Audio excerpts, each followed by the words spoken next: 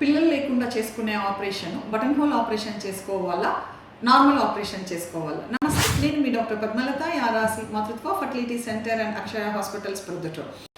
Normal operation అయినా button whole operation అయినా దేనిటికైనా కూడా ఫెయిల్యూర్ రేట్ అనేది ఒకటే ఉంటుందండి. ఏ ఆపరేషన్ అయినా కూడా ఒకటే అనమాట.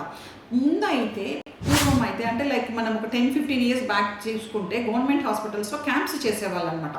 క్యాంప్స్ చేసినప్పుడు వాళ్ళకి మత్తు ఇచ్చేవాళ్ళు కాదు, జస్ట్ లోకల్ అనస్థీషియా ఇచ్చి బటన్ హోల్ ఆపరేషన్ చేసేవాళ్ళు అనమాట క్యాంప్స్లో.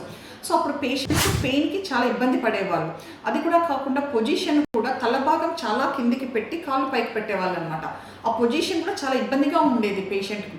దీనివల్ల అందరికీ అదొక అపోహ అనమాట, చాలా నొప్పి ఉంటుంది button whole operation, failure rate ఎక్కువ ఉంటుంది, ఇట్లానే ఆలోచిస్తారనమాట.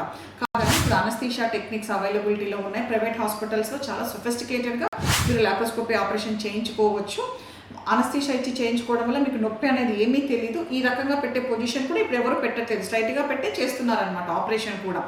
సో ఫెయిల్యూర్ రేట్ అంటారా, దీనికైనా దానికైనా ఏదైనా ఒకటే. యాజ్ ఎ డాక్టర్గా నేనైతే ఇమ్మీడియట్గా మీరు సిజేరియన్తో పాటు చేసుకునేటప్పుడు అయితే నార్మల్గా చేయించుకోండి. ఇంటర్వెల్ ట్యూబెక్టమీ డెలివరీ మధ్యలో చేయించుకునేటప్పుడు లాప్రోస్కోపీ చేయించుకుంటే బెటర్ అండి. Thank you.